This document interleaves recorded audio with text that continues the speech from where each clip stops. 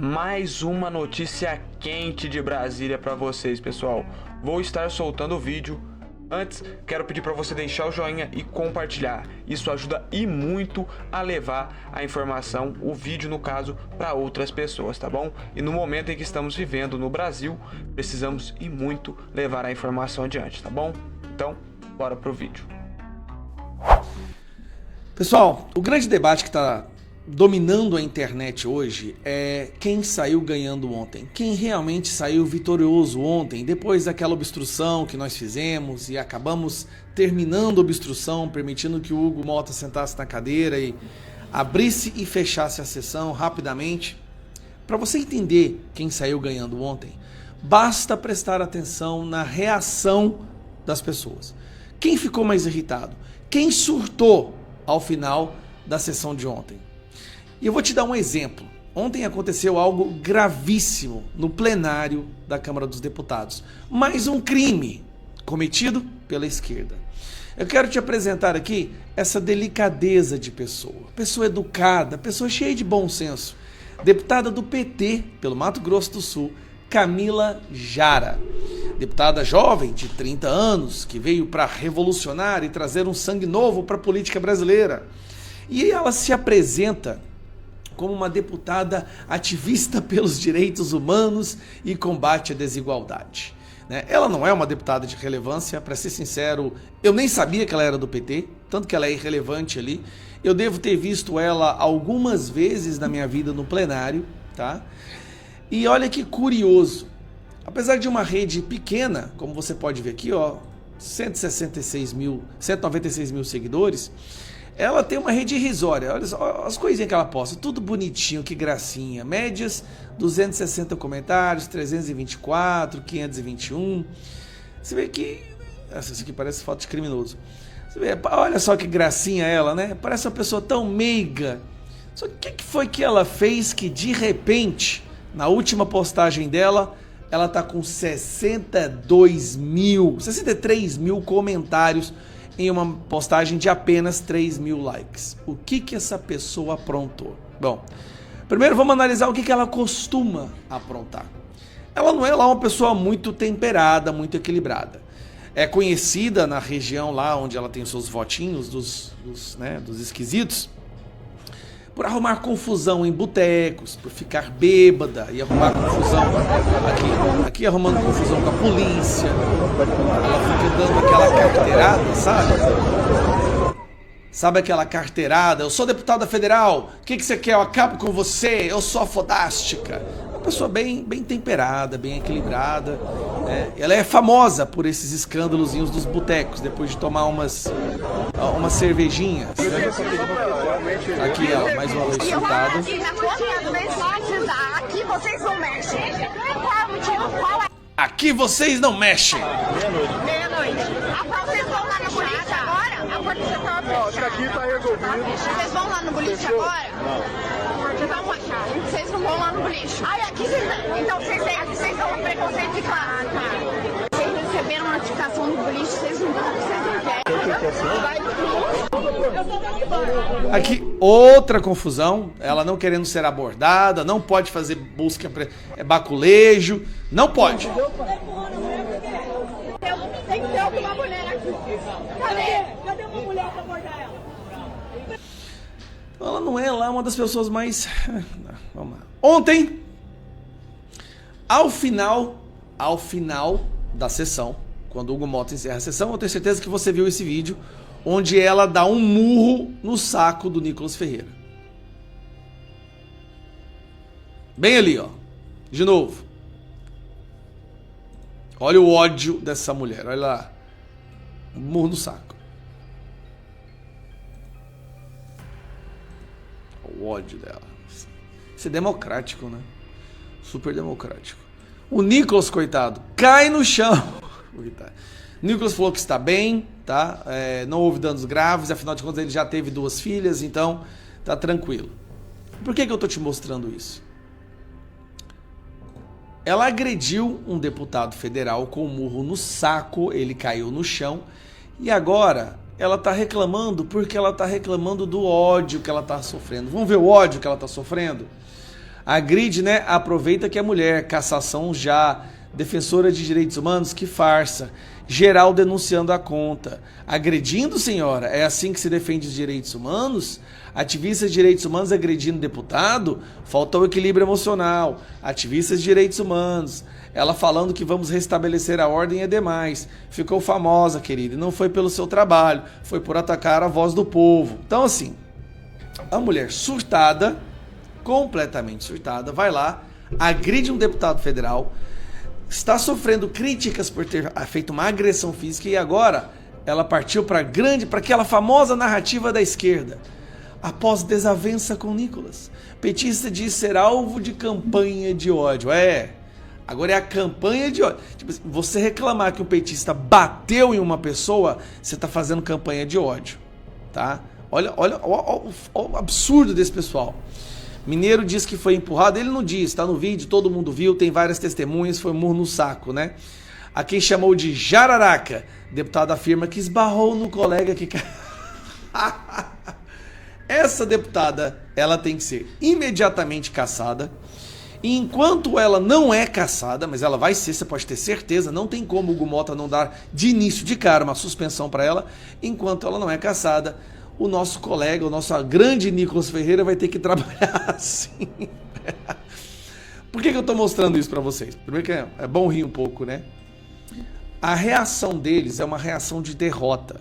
É uma reação de que viu que a gente tinha conseguido o que a gente queria e por isso que um acordo foi firmado. Mas tem uma mais absoluta certeza. O Hugo Mota não vai sair por aí falando que foi feito um acordo. Porque isso de certa forma abre um precedente para a esquerda querer fazer a mesma coisa. Nós vamos ter notícias muito boas em breve. E não só porque foi feito acordo, não. Nós vimos, testemunhamos os líderes dos partidos do centro chegando até nós e dizendo: nós apoiamos essa causa, estamos juntos com vocês, vamos em frente. E quando os líderes estão juntos, ninguém segura mais a pauta da casa. É a gente que vai aprovar coisas muito boas em breve, pessoal. Compartilhe esse vídeo, um grande abraço, tchau. Ministros do STF estão irritados com o Moraes em relação à prisão do Bolsonaro. Vão voltar atrás? Não vão voltar atrás? Eu sou André Marcília, advogado, professor de Direito Constitucional. Vou conversar um pouco com vocês sobre esse assunto. Olha só, na imprensa, muita gente falou, tem duas possibilidades de analisar isso daí. O pessoal falou assim, metade do pessoal disse, ministros nada. Ministros que se irritaram com Moraes é um ministro só. Esse ministro é o Gilmar Mendes. Bom, outros disseram, e eu me filio talvez um pouco mais a essa segunda opção, disseram assim, ministro significa uma ala que está tentando desembarcar, uma ala mais branda do STF, que não faz parte desse núcleo duro, e talvez pense ou comece a pensar em desembarcar do governo, eu ia dizer do governo, mas é uma espécie de governo do STF, desembarcar no sentido de apoiar as medidas agressivas do ministro Moraes. Seja como for, há um racha no STF. Veja, se os ministros, se a imprensa divulgou esses ministros e esse ministro é o Gilmar, o núcleo duro está rachado, porque tem um núcleo duro que governa o STF e o país. E esse núcleo duro, com certeza, tem nele o Gilmar Mendes.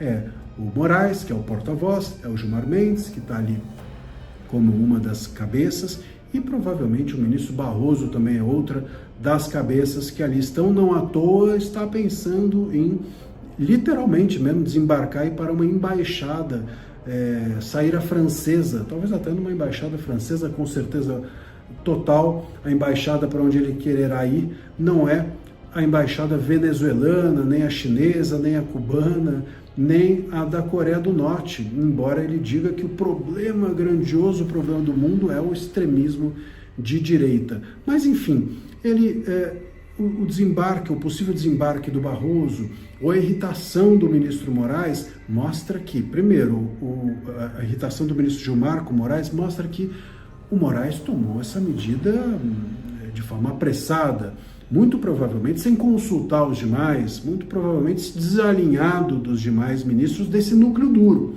E se isso aconteceu, fica claro que o Moraes começa a tomar um puxão de orelha dos seus pares. Há uma rachadura ali e talvez isso possa isolar o ministro Moraes ainda mais. Depois, o ministro Gilmar Mendes veio ao público dizendo que não havia racha nenhum, que estava todo mundo apoiando o Moraes, mas saibam de uma coisa, em Brasília uma coisa é certa, se alguém vem explicar um fato é porque o fato aconteceu. Ninguém explica fato que é mentiroso, ninguém explica fato que não existe. Se vier explicar, porque aí tem coisa. E esse me parece ser um ponto importante. Se há um racha nesse núcleo duro, o Barroso querendo ir embora, o Gilmar irritado, o Moraes começa a ficar ali com a orelha vermelha, começa a ficar periclitante a situação dele dentro desse núcleo duro. Se esses ministros que se irritaram não pertencem a esse grupo, mas sim a um grupo mais brando do STF, nós temos ali ministros claramente querendo dizer: olha, Moraes, nós não estamos a fim de apoiar mais você. Nós não vamos dar a você a unanimidade do STF. E querendo com isso, como saiu na imprensa, noticiar, querendo que a gente saiba, que o povo saiba, que esses ministros dessa ala mais branda não estão apoiando e talvez iniciem um desembarque. Seja o núcleo duro rachado, seja a ala branda rachando, tem uma rachadura. E essa rachadura pode ser bastante relevante, tanto no sentido de, em algum momento, o STF dar uma carta branca ao Congresso, dizendo: Congresso, siga aí, vai com anistia, impeachment, a gente não vai fazer nada de concreto, mas a gente vai deixar fazer. Ou pode ser que essa rachadura resulte em algum tipo de conversa, um converscote interno, uma solução intramuros, uma solução ali entre os próprios ministros, que é algo bem brasileiro, né? Fora do olhar de todos, numa salinha deles, virarem e falarem: olha, Moraes, já deu, aqui tá muito rachado, não dá mais, pegue o seu banquinho e saia de fininho, como diria o Raul Gil. E aí talvez o Moraes vá para uma embaixada junto do Barroso. Haja embaixada para tanta gente que é preciso, de alguma forma, sair da vida pública por estar agindo de uma forma indevida nesse país. Vamos ver os próximos passos dessa possível, ou diria provável, rachadura dentro do STF. Em algum lugar está rachando, pode ter certeza. Agora, um ponto para a gente finalizar é o seguinte: voltar atrás, acho muito difícil que o ministro Moraes volte. Até agora, quando que ele voltou atrás? O ministro Moraes, ele não volta atrás nunca. Eu acho que se em algum momento o ministro Moraes entrar de carro em algum lugar que é rua sem saída, ele é capaz de enfiar o carro na parede só para não precisar da marcha ré. É uma medida de força? Essa é uma demonstração de força? Me parece uma demonstração apenas de falta de tutano. Seja como for, é isso. Não acho que vai haver volta atrás, mas racha, sem dúvida há. Se você gostou desse vídeo, gosta dessas análises, curte, compartilha com seus amigos, inimigos, todos são bem-vindos. Um abraço. Quem conduziu a política externa e, no final das contas, a política eleitoral do Brasil foi Joe Biden. Não, mas aí não era interferência, não. O problema é o Paulo Figueiredo e Eduardo Bolsonaro buscando punição para o juiz pseudo-juiz violador de direitos humanos. Falando no Mike Benz, a gente tem o depoimento do Mike Benz à Câmara dos Deputados que nós mencionamos ontem. Ele foi à Comissão de Relações Exteriores e Defesa Nacional da Câmara, a CREDEM, que seria presidida pelo deputado Eduardo Bolsonaro, que teve que ficar em exílio nos Estados Unidos e foi brilhantemente substituído pelo deputado Felipe Barros, que pediu aqui ajuda e nós conseguimos levar o Mike Benz, ex-funcionário do Departamento de Estado, para falar no Congresso brasileiro sobre a interferência americana no Brasil, sobretudo através da USAID, que era o órgão americano supostamente para assistência, e nós fomos vendo que, na verdade, era um órgão, basicamente uma extensão da CIA. E sobre esse tópico, nós comentamos, inclusive, ontem. Porém, além de falar dos aspectos da USAID em si, o Mike Benz fez também uma exposição de falas do presidente do Supremo Tribunal Federal, Luiz Roberto Barroso. E o que eu posso dizer é que a coisa ficou ruim para o Barroso. Ele foi pego com o batom na cueca. Bruno, a gente tem um vídeo aqui do Barroso, por favor? Nossa solicitação, 200 contas foram excluídas por transmitir mensagens políticas ilegais, não solicitadas, especialmente quando vai contra o sistema eleitoral ou o tribunal eleitoral. Então, a primeira coisa que nós fizemos para poder combater a má informação foi fazer esse acordo com a rede social e também nós fizemos um acordo com 9 agências de verificação de informação. Bom, vamos começar aqui. Primeira coisa, o Barroso fala bem inglês, ele é professor aqui em Harvard e tudo mais. Ele é um cara que entende bastante sobre essa questão, tá? Sabe bastante de inglês e tudo mais, dá aula aqui. E o que ele está dizendo aqui, nesse momento, é que ele fez um conluio com as Big Tech, mas não foi só com as Big Tech. Esse conluio para as Big Tech foi para limitar o seu WhatsApp, porque as eleitoras do Jair Bolsonaro não são chamadas de tias do Zap à toa, são chamadas de tia do Zap. E o que a corte resolveu fazer? Ora, Bolsonaro é muito forte no WhatsApp, logo precisamos diminuir a capacidade dele no WhatsApp especificamente. E ele está aqui, na verdade, tirando onda que fez isso. Vamos continuar aqui. No Brasil, criamos um grupo de WhatsApp e quando nós vemos as informações que temos razões de duvidar da sua autenticidade, nós enviamos em nosso grupo, as agências de verificação de fato imediatamente verificam se ela é verdadeira ou não, e o resultado, a conclusão, vai para o site deles, e temos uma página no site do Tribunal do TSE, Fato ou Boato, em que nós oferecemos informações acuradas e fazemos um acordo com as empresas telefônicas para que todo... Uma correção aqui que o André Maia 4040 está fazendo, que é importante no chat. Ele foi professor de Harvard, que agora vai ser dar aula de Harvard como, né? Não tem mais visto. Então foi professor, era professor de Harvard, agora é só se for via Zoom. As pessoas possam ter acesso à página sem pagar, quer dizer, taxação zero, sem nenhuma dedução do seu pacote, você tem acesso a essa página e verificar se a informação é verdadeira. Então, nós preparamos... Verificar se a informação é verdadeira segundo os checadores de fato que estavam recebendo grana. Estamos preparados para a guerra. E acho que até o momento, estamos vencendo. Sim. Eu não gosto de comemorar antes de terminar, não, mas até agora a má informação tem sido não tão muito importante na seleção comparado com o que aconteceu anteriormente. Então, o que nós fizemos, eu acho que nós nos livramos, ou quer dizer, nós nos prevenimos. Vencemos o bolsonarismo? De pessoas inocentes úteis que iriam encaminhar fake news, sabe? Sem saber ou sem ter consciência disso. Eu acho que nós amedrontamos os amadores e os profissionais. As milícias que têm hierarquia, que são financiados. Estamos prestando bastante atenção a eles e alguns deles nós desmantelamos isso com a Polícia Federal e com a Polícia Federal. Então eu acho que reduzimos as campanhas de desinformação para o mínimo durante as eleições. Entendo que campanha de desinformação incluía, por exemplo, dizer que o Lula tinha sido condenado à corrupção. Incluía dizer que o Lula tinha sido...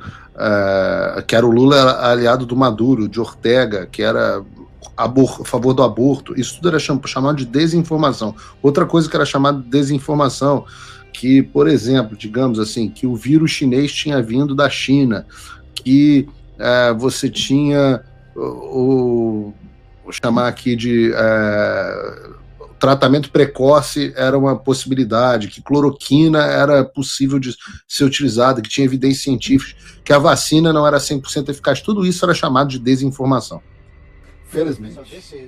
Então, que o Trump, na verdade, não tinha um conluio com a Rússia, que o laptop do Hunter Biden era evidência do que ele fazia, e por aí vai. Aqui, nós temos o chefe do Tribunal do TSE, coordenado diretamente com o Wilson Sanders, financiado pelo governo americano, que trabalha próximo com o Departamento de História americano, que atende como o host para o USAID, para decisões políticas, trabalhando lado a lado com o TSE, como foi declarado que tem sido milhares, centenas de contas que são inocentes úteis, ele chama entre aspas, porque eles compartilham informações no Brasil que vai contra os tribunais.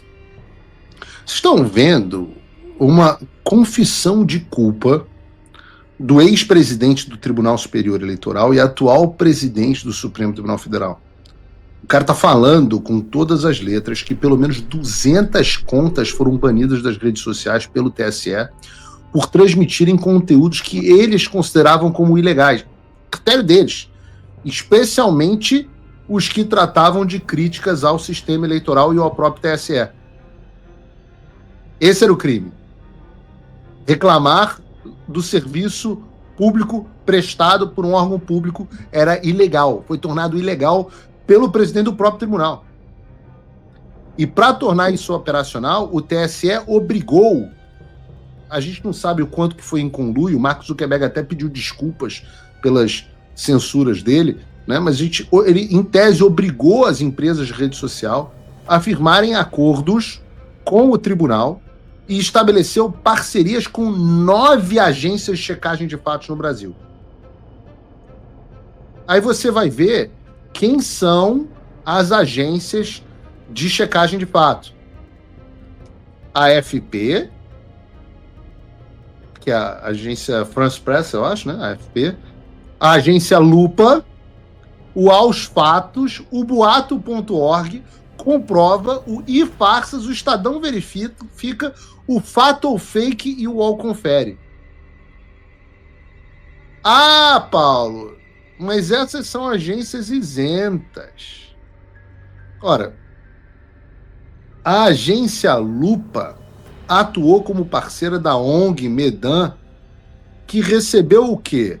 5,7 milhões de dólares da National Science Foundation para a criação dos checadores de fatos e para criar o Confirma 2022, que foi uma iniciativa do Tribunal Superior Eleitoral para combater a desinformação. Não satisfeitos com isso, a Lupa recebeu o que hoje, grosso modo, né, foram 150 mil dólares, hoje, grosso modo, quase R$1 milhão, do Departamento de Estado dos Estados Unidos para cobrir os custos do programa de 1 ano a ser oferecido pela agência Lupa para capacitar jornalistas, estudantes e professores de jornalismo à verificação de fatos. A agência, essa foi a Lupa.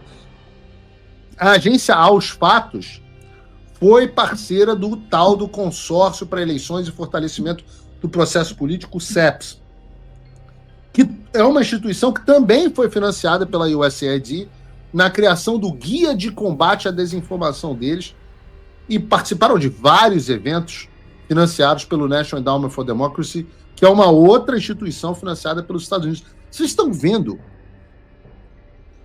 a putaria com o dinheiro do pagador de imposto americano financiando as loucuras do TSE para promover a censura da gente. Censura de coisas que se comprovaram verdadeiras. Não acabou, você pega o Comprova. Olha a putaria que é esse negócio. O Comprova era um consórcio liderado pela ABRAGE, Associação Brasileira de Jornalismo Investigativo, que reunia jornalistas de 42 veículos de comunicação, todos de esquerda. Eu acho até que era a Juliana das Picas, lá que estava na ABRAGE na época, que também recebia o dinheiro do Jorge Soros. Essa mesma ABRAGE, que lidera o Comprova, recebeu 233 mil dólares do Departamento de Estado entre 2020 e 2023 para a implementação de diversas iniciativas, dentre elas o programa de treinamento online para jornalistas de todo o Brasil, com o objetivo de combater desinformação eleitoral, impulsionada por inteligência artificial, e treinamento e mentoria para veículos regionais para habilidade de verificação de fato. Tudo financiado pelos Estados Unidos. Todos os jornalistas vagabundos que deveriam estar catando lixo na rua porque não tem audiência, não tem credibilidade, enchendo a burra de dinheiro com dinheiro americano. Por isso que esses caras abraçaram o combate à desinformação. Falamos ontem da Globo. E aí vem Barroso me falar de soberania nacional. Isso não é atentado à soberania nacional. O senhor dando palestrinha em inglês, tirando onda com a censura que você fez no Brasil com dinheiro do contribuinte americano. Não deve ter o menor problema o TSE fazer tanta parceria com instituição diretamente financiada pelos Estados Unidos.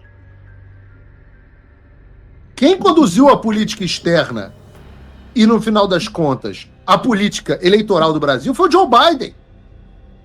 Não, mas daí não era interferência, não. O problema é o Paulo Figueiredo e o Eduardo Bolsonaro buscando punição para o juiz pseudo-violador, o pseudo-juiz violador de direitos humanos. É muito dinheiro americano, cara. Os caras tinham um grupo de WhatsApp com o único propósito de censurar a postagem em falas de pessoas como você e eu. Eu vou repetir, o Tribunal Superior Eleitoral do Barroso fez parceria com a agência financiada por uma nação estrangeira para decidir o que podia ou não ser dito na internet, o que era verdadeiro ou não. As pessoas do Brasil tiveram seus direitos constitucionais violados com base nesta ação criminosa do Barroso. Pessoas foram censuradas com base nisso. E ele se orgulha dizendo, desmantelamos as milícias digitais em conluio com a Polícia Federal. Isso aí é um evento do Wilson Center. Wilson Center, não vou nem entrar aqui porque eu tenho que continuar a pauta, mas tem um histórico de relacionamento com o Departamento de Estado gigantesco, é praticamente um braço do Departamento de Estado. Praticamente um braço do Departamento. Pra você ver como é que são as coisas, né? Eu já cantei a pedra. Eu acabei de publicar um vídeo falando que essa postura, essa fala do Davi Alcolumbre para a imprensa, dizendo que nem com 81 assinaturas ele pautará o impeachment do Alexandre de Moraes. Na hora que eu li isso, eu gravei um vídeo e falei, olha, acho que o Alcolumbre não está entendendo o que ele acabou de fazer.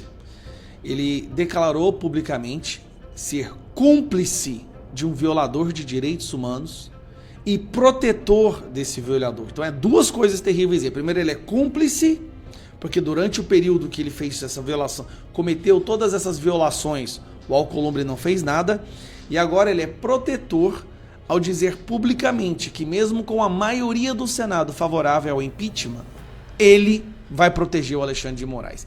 O Alcolumbre não tem noção do que ele acabou de fazer. Aí eu publico o vídeo falando isso, e vou dar uma olhada no X para ver o que está acontecendo. Cara, não deu 5 minutos, eu encontro uma publicação do advogado do Donald Trump, deixando um recado claro para o Alcolumbre. Martin DeLuca é o advogado do Donald Trump.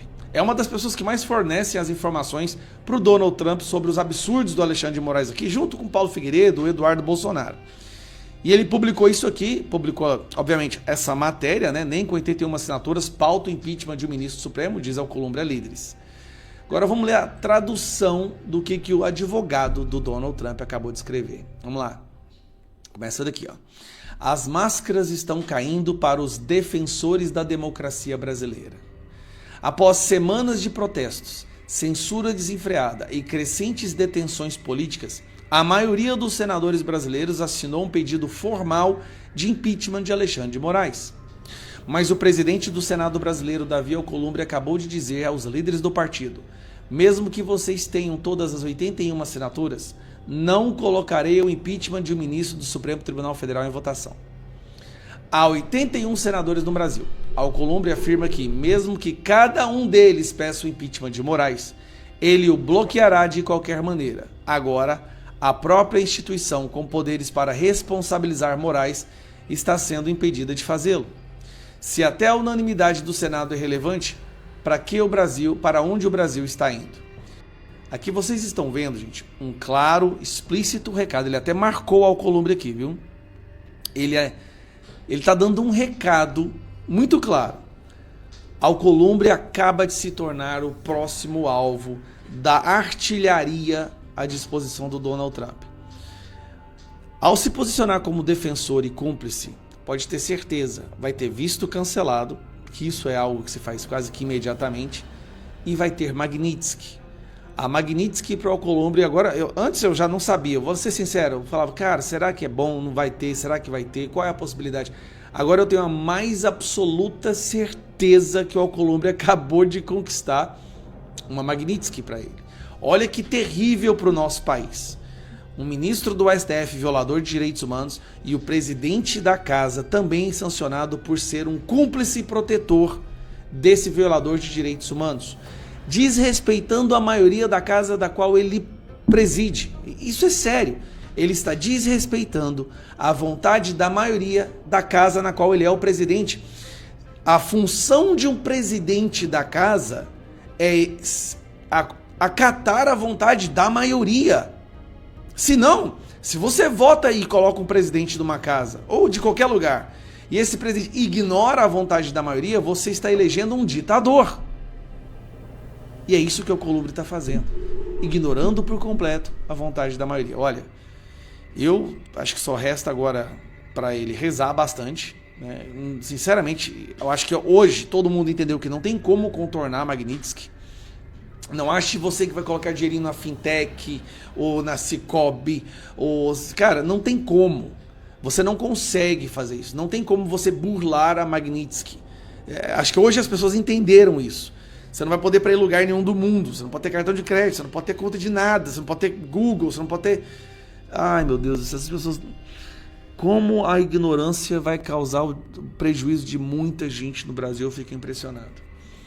Dá tempo de reverter isso? Dá. É só pautar o impeachment do Alexandre de Moraes. Ao momento que ele pautar o impeachment do Alexandre de Moraes, e esse é o problema, tá? Depois que a Magnitsky é decretada, é difícil demais reverter esse processo. Leva anos. Vai mesmo esperar isso acontecer? Não é mais fácil simplesmente escutar a maioria da casa e dizer, olha, se a maioria da casa pede, eu como presidente defensor da democracia, acato. Alcolumbre, agora a prerrogativa não é mais sua. Não tem por que o Alexandre de Moraes te prejudicar, sendo que a maioria está pedindo por algo. Não faça isso, cara. Ninguém quer que você faça isso. Você não está entendendo, você vai arrebentar a sua vida para defender um violador de direitos humanos, que o mundo já reconhece como violador de direitos humanos. Pense bastante.